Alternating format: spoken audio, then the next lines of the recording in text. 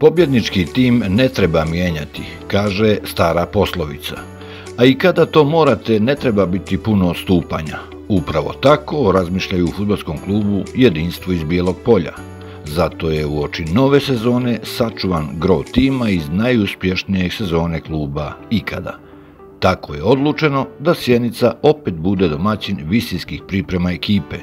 I sve ide kako i treba. Želio bih da napomenem da nam je domaćin stvarno obezbedio sve moguće uslove. Imamo teren na raspolaganju 24 sata dnevno, teren koji je nekad bio u lošem stanju, koji su sad stvarno doveli u jedno dobro stanje i koji možemo da koristimo kad god poželimo, i to je najbitnija stvar zbog koje smo u suštini došli ovdje.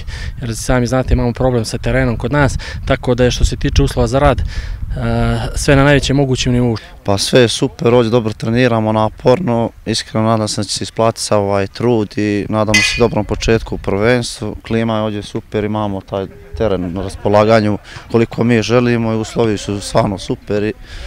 I prošle godine smo odradili pripreme, Sjenica nam je kao grad Talična i naš cilj prošle godine smo ostvarili. A prvenstveni cilj i ove sezone je opstanak, ali ovi momci ne kriju da će pokušati da naprave korak dalje i nadmaše 5. mjesto iz prošlog šampionata.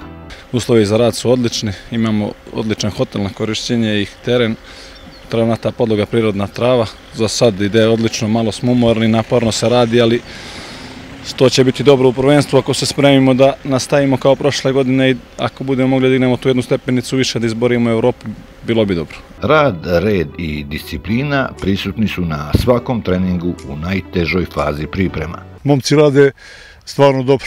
Ono što im se postavi, znači od strane stručnog štaba, to odrade sigurno 100%. Znači, svim tim radom mi smo zadovoljni, stručni štab kao stručni štab, a i lično ja kao kondicioni trener sam zadovoljan svim onim što oni rade. Na sreću nemamo povrijeđenih igrača, znači radimo dosta na prevencijama i stabilizacijama oko tih povreda, radimo znači da u timu nemamo baš nijednog povrijeđenog fudbalera. A zapravo, opšte je poznato da spreman igrač ne može biti povrijeđen. Tačno je to, ne može nikako da bude povrijeđen igrač, ako se radi sa njim kako treba. Svi se slažu da je organizacija kluba na većem nivou, pa ni novajlijama ili tačnije povratnicima nije teško da se uklope. Oni su to s nama još prije bili, tako da poznajemo jedan drugog, znamo svi kako da funkcionišemo zajedno i mislim da će sve dobro klopi. Ćemo dobro da krenemo u prvenstvu. Veoma sam zadovoljno što sam opet se vratio kući, pripreme idu po planu sve. Ja se nadam da ćemo se spremiti dobro za narednu sezonu i mislim da ćemo ostvariti zacrtani cilj. Dosta jake su pripreme, ali ja se nadam da će se to dobro odraziti na nas, samo je bitno da prođemo bez povreda i to je to. Kako si zadovoljan prijemom u klub? Pa, kao što znate, tu su sve Bjelopoljci, maltene, prihvatili su me normalno super, jer sam tu iz grada i uglavnom dobro. Atmosfera u ekipi je odlična, uglavnom to su sve igrači koje poznajem i od prije, koji su moji drugovi, s kojima sam igrao zajedno i sve u najboljem redu, super sam i dočekan i sve u najboljem redu. Uglavnom i dobro si se adaptirao opet u Jedinstvo. Naravno, to je moj klub, ovdje sam kući. Već sam bio ovdje prije 3-4 godine, osjećam se isto kao kod kuće i kao da sam uberan. Sjajna ekipa, golmani, kako sarađujete? Sarađujemo vrhunski, imamo stvarno dobar odnos i nema neke sujete između nas, tako da sve je dobro. A dosadašnjim radom golmana zadovoljan je i njihov trener. Sa golmanima smo ostao Joksimović, došao nam Jaković, iz mlađih selekcija se pridružio Mulić. Imamo 3 golmana pripremama, vrijedno rade i nadam se će biti sve u redu. Kroz pripremne utakmice šef stručnog štaba Vuko Bogavac sa saradnicima stvara tim za uspjeh. Treniramo jako, imamo jake kontrolne utakmice Igrali smo te dvije utakmice, do sad imamo još dvije, mislim da sve ide u najboljem redu. Nadamo se da će se ove pripreme i težak rad isplatiti. Odigrali smo sada jedan sjajan meč protiv Novog Pazara, superligaša. Bilo je 0-0 i bio je baš odličan meč, imali smo nekoliko dobrih prilika koje nismo iskoristili, ali smo odigrali jednu sjajnu utakmicu i sad samo da nastavimo u tom ritmu dalje i bit će sve dobro ako Bog da. Sve dosta što smo planirali smo sproveli u djelo što se tiče i trenažnog procesa i kontrolnih utakmica.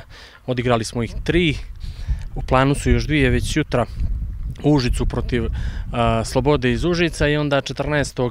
jula Generalka protiv Javora u Ivanjici.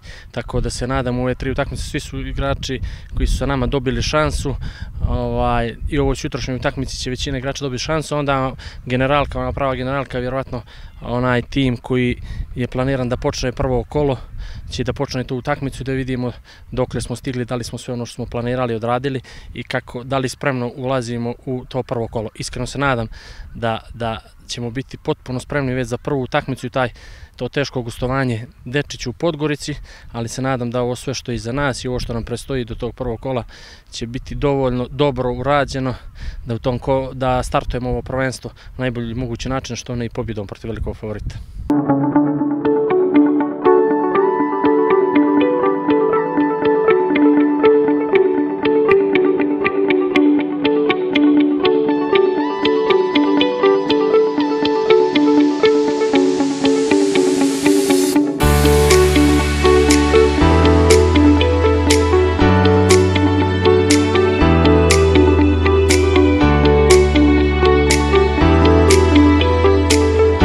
Talija bijelih je i hotel Borovi koji zrači gostoprimstvo. Hotel Borovi se nalazi na Pešterskoj visoravni i to je ono što čini ovaj hotel specifično i hotel se nalazi u sred Borove šume na 1050 metara nadmorske visine i to je idealno i za porodice i za sportiste i zbog toga najčešće imamo i goste koji su na pripremama. Od oktobra prošle godine hotel je proširio svoje kapacitete i smeštajne jedinice. Hotel je pored smeštajnog kapaciteta dobio i spa centar, pansionski restoran, savremeno opremljenu teretanu kao što ćete vidjeti. I naravno moram da pomenem domaću organsku hranu sa farme Caričina koju koristimo baš za naše goste. Tu je jezero, tu su trim staze. Da, preko puta se nalazi Veštačko jezero, a kao što i malo pre rekao, hotel Borovi se nalazi u sred Borove šume, često ga nazivaju i vazdušnom banjom i kroz tu Borovu šumu imamo trim stazu 2,5 km. Ono što je uvijek važno za ove priče je i ta hrana koju nudite sportistima. Da, hrana je specifična za ovo podneblje. Vi znate da su specijaliteti ovde pečenje, domaći sir, pršuta, kajmak i ono što čime možemo da se pohvalimo jeste da mi te sirovine dobijemo sa naše farme sa Caričine, direktno koja je udaljena 12 km i često tu farmu koristimo i kao turističko mesto koje gosti obilaze. A kako sve usklađujete obzirom da sportisti moraju jesti određenu hranu na pripremu? Zato imamo dovoljan broj zaposlenih, moram da naglasim da imamo i kuvare iz Turske i onda u saradnji sa rukovodstvom tih sportista, sa rukovodstvom tog sportske ekipe, mi pravimo kako njima odgovara i uvek budu zadovoljni. Koliko ljudi zapošljavate? Oko 60, trenutno oko 60, ali moram da pomenem da je sve lokalno stanovništvo u pitanju.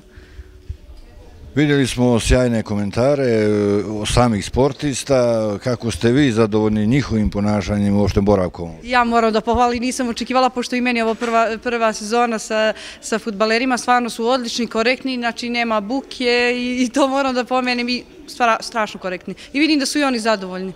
A ovo bi mogla da bude pozivnica da se nastavi saradnja sa fudbalskim klubom Jedinstvo i dalje? Sigurno da da, sigurno ja moram da pohvalim i rukovodstvo i predsjednika kluba i same sportice, stvarno za odličnu saradnju, za sve na nivou.